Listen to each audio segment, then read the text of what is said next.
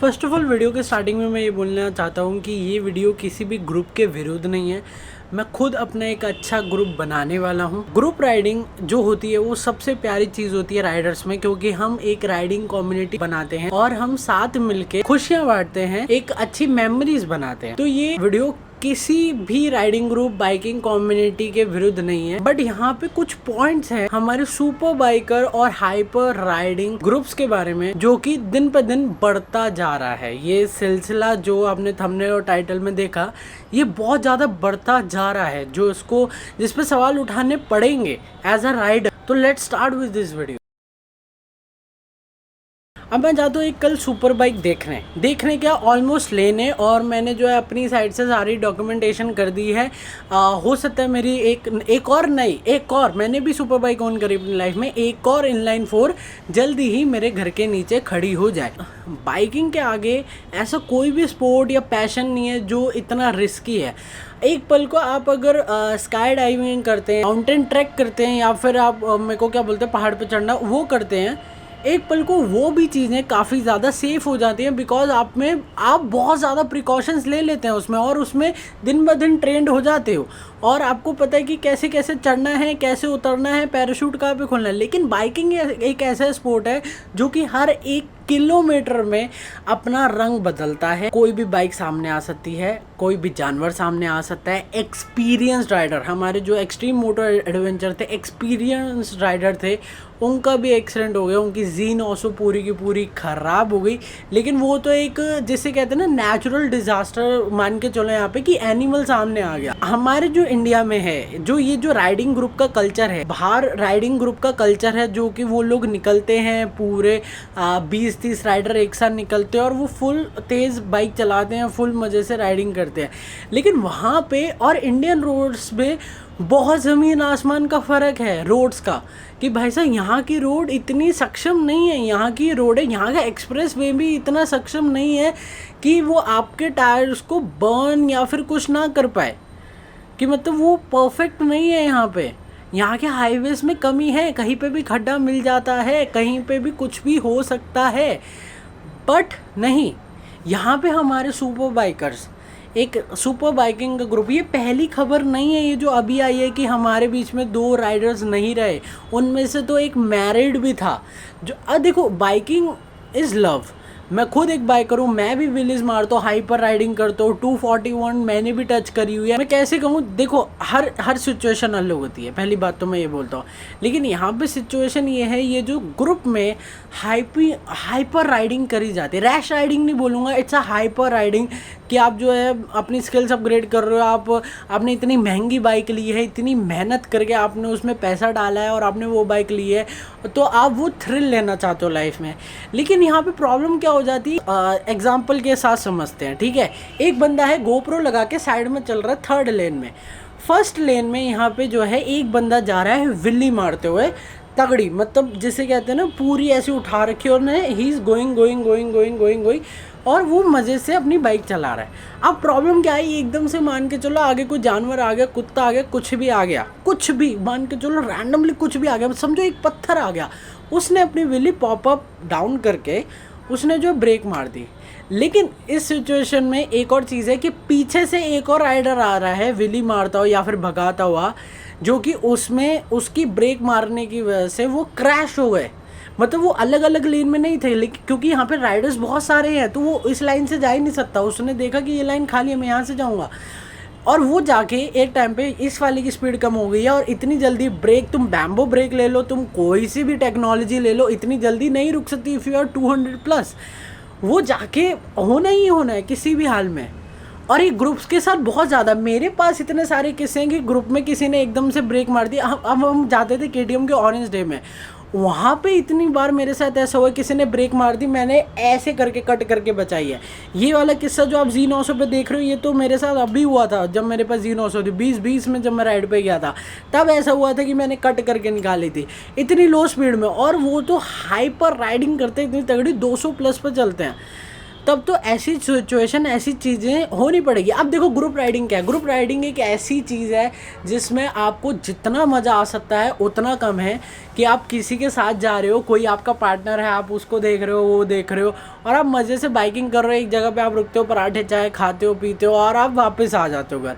लेकिन यहाँ पे प्रॉब्लम ये आती है कि कुछ राइडर यहाँ पे शांति से चल रहे हैं, डिसिप्लिन के साथ चल रहे हैं, लेकिन कुछ राइडर पूरी हाइपर राइडिंग करते जा रहे हैं। साइड से विलिया मार हम काफ़ी यूट्यूबर्स के उनमें देखते हैं कि भाई साहब ये चल रहा है, अब वो साइड से विलिया मारते हुए लेके जा रहे हैं, वो साइड से भगाते हुए लेके जा रहे हैं, उसमें कोई दिक्कत नहीं है। लेकिन एक ग्रुप राइडिंग के साथ एक रिस्पॉन्सिबिलिटीज़ आ जाती है, because you are not solo. आप वहाँ पे अकेले नहीं हो, आपके साथ बहुत सारे राइडर्स की रिस्पॉन्सिबिलिटीज़ आ जाती है आपके सर पे। अब मैं इससे पहले लास्ट जो मैं ग्रुप राइड पे गया था, ऐसी संडे राइड पे, वहाँ पे अगर आरवी गैंग आपको याद होगी तो हमने मैं मेरे पास वीडियो है, मैं आपको दिखा सकता हूँ, मैं 100 तो मैंने मुश्किल से टच करी होगी उस राइड पे, क्योंकि मेरे पीछे इतनी बड़ी रिस्पॉन्सिबिलिटीज़ चल रही हैं। कोई मेरे साथ राइड ज्वाइन कर रहा है, वो मेरी रिस्पॉन्सिबिलिटी है भाई, उसको कुछ हो ना जाए। लेकिन ये सुपर बाइकर्स बिल्कुल भी नहीं समझते भाई साहब। ये चीज़ मैंने देख ली, मैं यूट्यूबर्स का नाम नहीं लूँगा, लेकिन वो लोग एक्सप्रेस वे में जाते हैं और अंधी भगाते हैं। देखो एक्सीडेंट मेरे भी हुआ है, मैं भी कोई दूध का दूल्हा नहीं हूँ, मैं भी विलीज पॉप अप करता हूँ, मैं भी टॉप स्पीड लगाता हूँ, दूध का दूल्हा नहीं हूँ। लेकिन इसमें मेरे साथ एक ये चीज़ है कि मेरी वजह से किसी और को कुछ ना हो जाए। मैं जब भी गया हूँ हमेशा पेयर के साथ गया हूँ, या फिर मैं जो हूँ तब सोलो हूँ। ज़्यादा से ज़्यादा ग्रुप में हो तो मैंने सबको साइड में कर दिया कि भाई हट जाओ, लेट मी डू, मेरे को मेरा करने दो, मेरे को जिससे रिलैक्सेशन मिलती है। तो मेरे को बस ये ग्रुप और ये जो बाइकिंग कम्युनिटी है, बस मैं इनसे ये कहूँगा, आप राइडिंग करो, हाइपर राइडिंग करो, आप 299 लगाते जाओ। मैं तो चाहता हूँ कि आप अपनी बाइक का पैसा वसूल करो एंड थ्रिल करो। लेकिन आपके साथ जो जो राइडर्स चल रहे हैं, प्लीज़ उनका ध्यान रखिए, उनकी मतलब जिसे कहते हैं ना, उनको कोई इनकन्वीनियंस ना हो, उस हिसाब से बाइक चलाइए। आप सबको बोल के चलिए कि मैं ऐसे बाइक चलाने वाला हूँ। देखो इस मामले में जहाँ तक मेरे को पता है कि जो हायाबुसा है उसका टायर फटा था, तो वो एकदम से रुक गई, और उसके चक्कर में जो हमारी BMW है और उसमें घुस गई। अब उनमें से जो BMW वाला था वो क्रिटिकल था, मैं नाम नहीं लेना चाहूँगा उनके, फिर भी मेरी तरफ से RIP, क्योंकि रेस्ट इन पीस से ज़्यादा मैं कुछ कर भी नहीं सकता, क्योंकि ऑन द स्पॉट ये सब होना भाई साहब बहुत शॉकिंग होता है किसी के लिए भी। तो जो हमारे BMW वाले थे वो जो है ICU में थे, लेकिन कल शाम को उनकी भी डेथ हो गई, और उनकी तो हायाबुसा वाले के जो थे उनकी जो है ऑन स्पॉट डेथ हो गई। इतनी बड़ी बाइक है, और उसके साथ साथ हमारे पास जो है इतने सारे राइडर चल रहे हैं ग्रुप में, और उनकी भी रिस्पॉन्सिबिलिटी हमारे सर पे है। तो क्या हमें हाइपर राइडिंग जस्ती है? क्या ये चीज़ जस्टिफाई करती है कि आप 299 ग्रुप के साथ भगाओ? आप अकेले जो मर्जी करके आओ, आप जो मर्जी करो। मैं ये फ्यूचर के लिए बोल रहा हूँ यार, ऐसी चीज़ें फ्यूचर में ना, जो हो गया उसको कौन टाल सकता है? कोई नहीं टाल सकता। मेरे भी एक्सीडेंट हुए, मेरे तो अभी कितने क्रैशेस हुए भाई, मैं ही इन्वॉल्व था, कोई किसी को मेरी वजह से सफ़र नहीं करना पड़ा।